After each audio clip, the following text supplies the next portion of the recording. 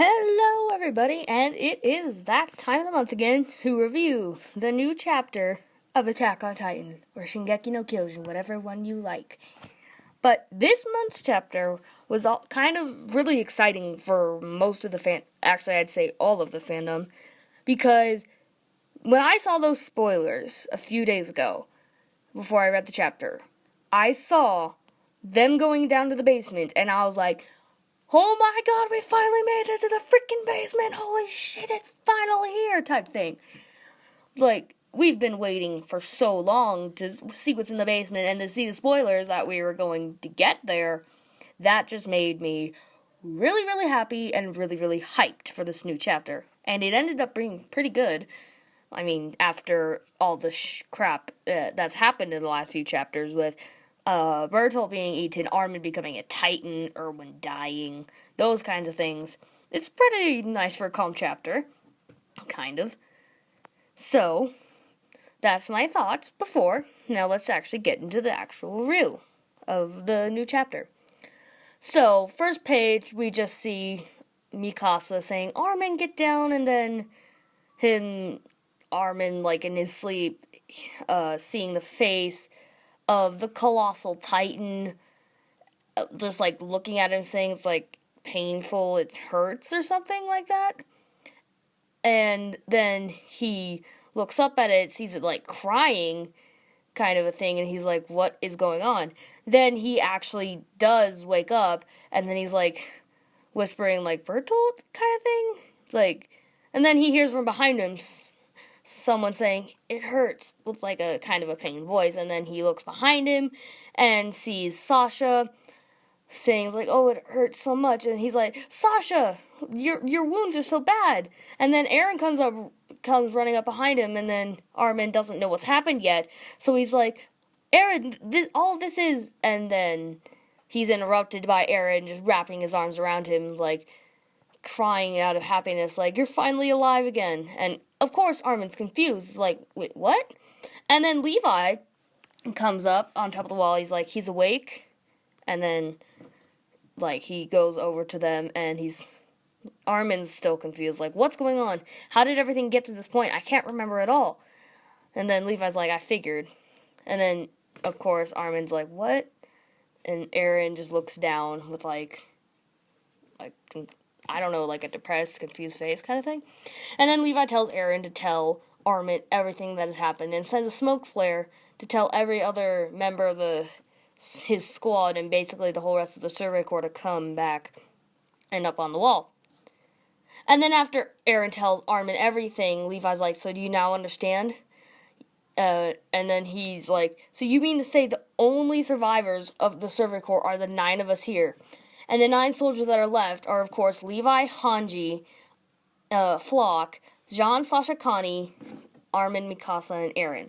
The only 9 members of the Survey Corps that are left are those 9. And when I heard that, it's like, I knew a lot of people had died, but them being down to that many is just really, really surprising. I mean, it really is. And then they just keep explaining to Armin like about what happened, and then he's like, Jean saying like the battle's been over for 4 hours now, and we've been searching for survivors, but there's been no evidence of that at all. And then Armin's like, we successfully sealed Shingeki district. Reiner the Beast Titan and another enemy escaped, and we successfully captured the Colossal Titan. Then because Commander Erwin and I were both near death, you fought over who should receive the injection. And he's just, like, having a hard time contemplating this. And I would, too, honestly, if, like, I just woke up in the middle of a battle, like, in the middle of hell, kind of. I'd be really confused myself. And then he's like, in the end, I transformed into a Titan, and I ate Bertolt. And I'm like, yes, you did. And then he takes a gulp of water. He's like, he doesn't like that thought. It's kind of unsettling. I mean, even though I hate him, I don't think I'd be so composed after eating someone. And then he's like, why was I chosen? Like, why was I chosen over Erwin? Like, Erwin was a better choice. And then he looks up at Levi. He's like, Levi, why did you choose me?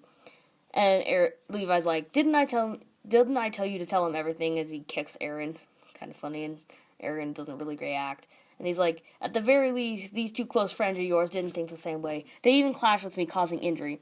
And this, no matter how many times I read this line, it confuses me because, like what injuries were caused to Levi? It's like, yes, Mikasa jumped on top of him, but what injury did they cause? And then Aaron's like, we were both willing to face any punishment we were given. And Hanji is like, of course, violating military orders will lead to discipline, and blah, blah, blah, and a bunch of crap no one cares about. And then they agreed to say that they don't think they're gonna get off easy. And then Levi's like, then again, the one who made the final choice was me. No, my personal feelings decided this would be Erwin's burial ground. And from this picture, it looks like they just put Erwin's body in a random house on a bed. It's like, random. But, anyways. And then Armin, of course, still confused. He's like, how could the commander die? What do we do next now that Commander Erwin is dead? And then they start explaining. Hanji says, it's like, I also believe that injecting Erwin was the right decision. But Levi was the one whom Erwin entrusted the serum to. And Levi chose you. Hence, I don't have much else to say. So we entrust Erwin's legacy and the power of a Titan to you. And the look that is on Armin's face, he's just like, I can't do this. And that Hanji says, no matter what anyone else says, you already have this rule. I expect that you will have greater contributions to humanity. And Armin's just shaking. He's like, I have to carry Erwin's responsibilities? How is that even possible? And then everybody just looks at him like, we don't know that much ourselves. And then Levi's like, don't get me wrong, you can't replace Erwin. However, you do possess a power that others lack, which is the power of a Titan. And his amazing strategic abilities, I mean, the way Armin acts, he's like, he comes up with the most amazing ideas, like to seal the Trust Gate, to travel at night, like what Aaron said in the last chapter. And then Levi's like, don't let anyone regret their decision. Not me, not Aaron or Mikasa, or anyone else. And then he points to... And then it shows Jean, Sasha, Connie, Flock, and then Hanji. And I honestly don't care about Flock. He's just spotting out with a telescope. So, he doesn't matter anymore. And then he's like, and don't let yourself feel any regrets either. That is your mission.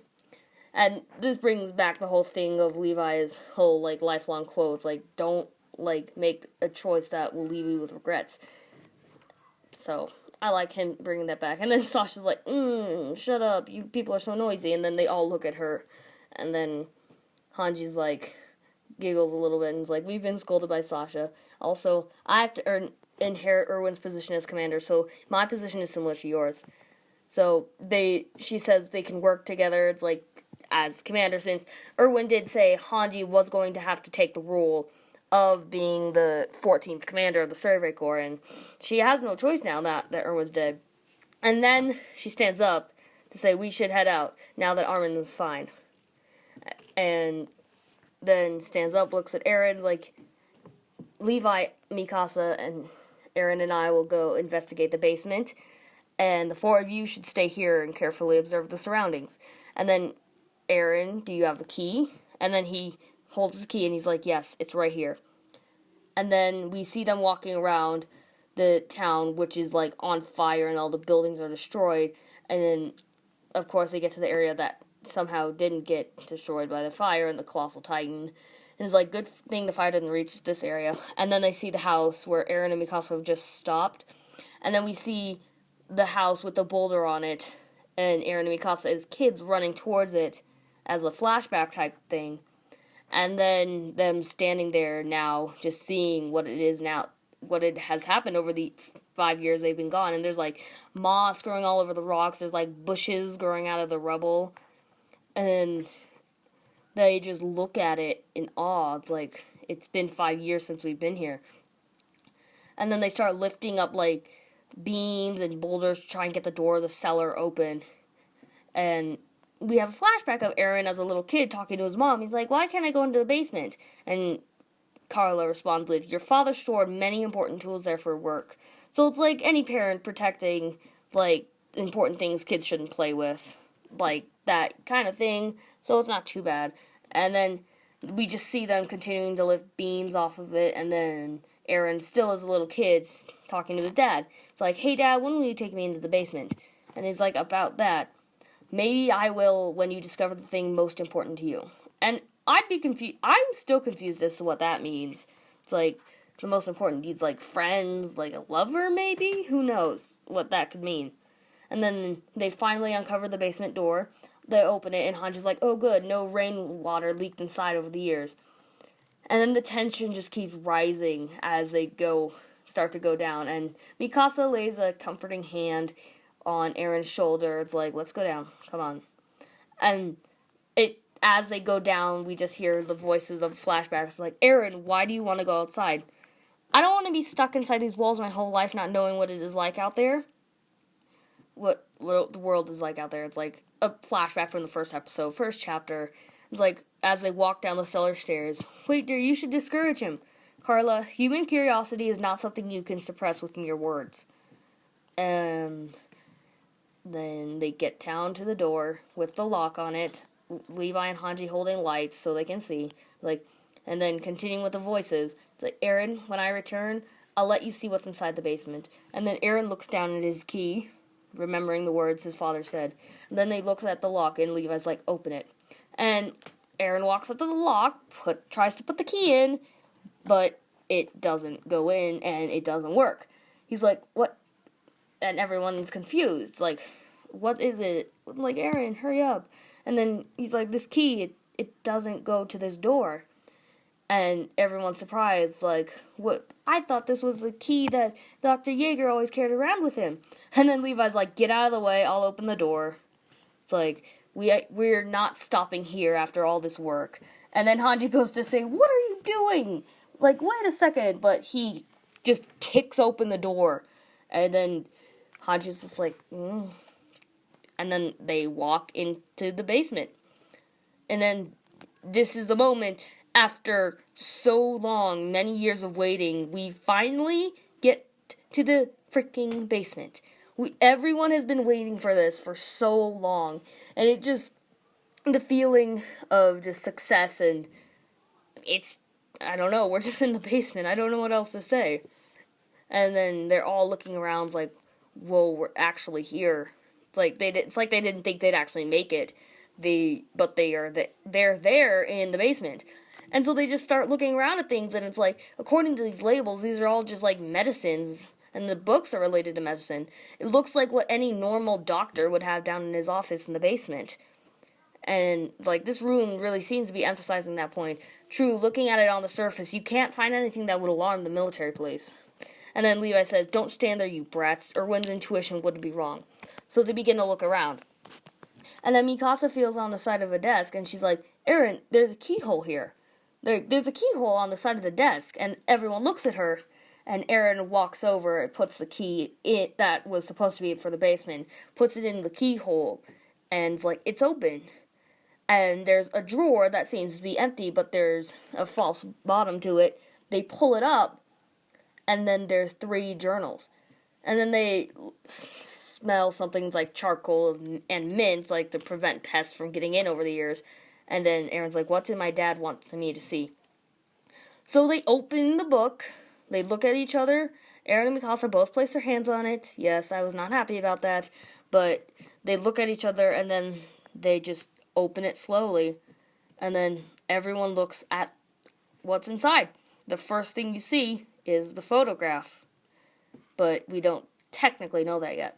And then we go back to a shot of, like, everyone, like, the military police, like, Niall, and then there's Pixis and Darius Zackley, who are all back in Trost waiting for the return of the Surrey Accord. And Niall's explaining, like, Erwin once asked me this. The fact that no humans exist outside these walls, how exactly did we determine that? He said that since we can't move around freely outside, how can we possibly conclude that all humans out there have been killed by Titans? Like, but the history books stated so clearly that they have all been eaten. If the books were truly objective, the statement should be they have likely been eaten. This means there was an agenda behind this base conclusion. For example, if the monarchy which distributed the books wanted humanity to believe that, no other humans survived outside. When I heard Erwin say this, at first, I thought he's overthinking it. I even teased him about it, saying such nonsense all the time. But now, at this point, Like, he looks down, like he's unsure about it. And then Derry exactly starts speaking. He's like, we must apologize to him in person then, not knowing that Erwin's dead. And then Pix is like, it's nearly dawn. If they were successful, they should be on their way back. And then a messenger from the garrison runs in at that moment. She's like, the Survey Corps has returned. And they all look at her. And then you see the crowd cheering. It's like, we took back Wall Maria. We were victorious. Like, everyone's just so happy. We see, like, Flegel, like, the Reeves' son, and just everyone cheering and, like, all happy. And then, of course, we see them at the top of the wall with a bunch of garrison soldiers pulling the horses up. All the Levi, Hanji, Mikasa, and Eren just standing at the edge of the wall, just looking out over everything. And then we cut back to a picture of them back in the basement, looking at the photograph that was in the book, and they're like, this is a painted portrait? And then Hanji's like, no, it's too detailed to have been drawn by human hands. And then there's writing on the back of it, and Eren reads it. It says, the back of that piece of paper contained my father's words. This is not a painting. And it's like, this was created using the reflection of light on a special material. It's called a photograph. I come from outside the walls where life is harmonious for humanity. In reality, humans are not extinct at all. And then the message at the end of the chapter that we see every month. These declarations reflect the truth. And when I saw the photograph and Dr. Yeager's words on the back of it, it's like, this confirmed my theory I had that humanity was not completely destroyed and that they did live harmoniously outside the walls. It's like, I always had this hunch in the back of my mind saying that they are not completely dead. Humanity still does exist outside the walls. And this concludes that. And this also kind of gives more evidence towards my theory that I had, that Zeke was possibly Erwin's father. I mean, at first the only evidence I had was that Zeke and Erwin's father kind of looked alike. If you took a picture, like, from Erwin's flashback back in, like, the 14th volume, I think it was, like, he had a flashback when his father was teaching him, and then you took a picture of Zeke from, like, emerging from the Beast Titan at the end of the 17th volume. I don't remember the chapter, but if you compare those pictures side by side, they look nearly identical. So that was the only evidence I had then. But now with Eren finding, like, the picture, you kind of see the child and then the mom. They kind of look like Erwin. Like, the child kind of looks like Erwin in the lap of the mom. And even the father kind of, maybe even resembles Grisha a little bit. But what is saying is that, like, humanity still does exist outside the walls. And then, like, we know Eren's dad comes from outside the walls. We've known this for a while now. But, like, to say that he has a photograph that proves it, this was just kind of mind-blowing to me. It's like, they actually do live harmoniously outside the walls. Oh my god, what the actual heck? Like, this is really surprising. But, all in all, this was a good chapter. Like, we finally got to the basement. It's been 85 chapters, 5 years in the manga's timeline, 5 years since, like, the manga started being released, I think. I don't remember what year it was released, like around 2011. But it's been so long, and we've been waiting to find out what's in the basement since forever. Like, from the very first episode and very first chapter of the anime and manga, it's like Eren's dad saying, Eren, when I return from my trip, I will show you what's in the basement. And we finally get here after so long. And I'm really, really happy about this. Like, everyone is like, we finally made it to the freaking basement. Holy crap, yes. And it's like, rejoice. Yes, please. But this puts a lot of potential for the next chapter and the rest of the story. It's like, they're going to find out and like, what's outside the walls. Why are the Titans, like, not all over the world? It's like, what I thought was like that the walled area is kind of situated as maybe somewhere around Germany. So the Titans technically shouldn't be spread all over the world, because there's, like, lots of space to fill up. And then there's the ocean you have to cross to get to, like, America and, like, that side of the world. So it wouldn't be easy for them to get there. Like, Titans can't really swim. Like, they can't swim, and then the ocean can be several meters deep. Like, even bigger than, like, the Titans themselves. It's like, they wouldn't be able to do that. So, like, of course, their humanity would still be extinct, like, near Germany and that kind of place. But not necessarily in, like, North America, South America, and Canada, and that area of the world. Like, they may not even be completely aware of what's going on over there. Like, for all we know, it could be kind of like our society now, reading Attack on Titan chapters, manga, and just being advanced in technology, and then we don't even know what's going on over there. It could be something like that, or just not, or anything at all. But this just pops up a whole bunch of theories now, and I am just really surprised and excited what's going to happen in the next chapter. Are we going to find more stuff inside those books? Or now that they're back in Trost, what's going to happen? It only just poses more questions and theories of what could happen. So, anyways, I hope you guys did like this video, and I have also been planning to hopefully make more videos within the month, like in between months with the new chapters, reviews, because I know you probably all want to see more videos from me. So, I was planning on making a Pokemon lip video next, so I hope you all stay tuned for that. I also want to say thank you for getting my review on last month's chapter to 10,000 views.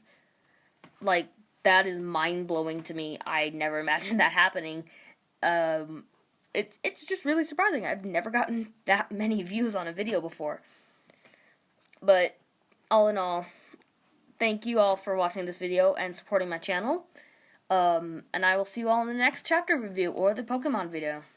Goodbye.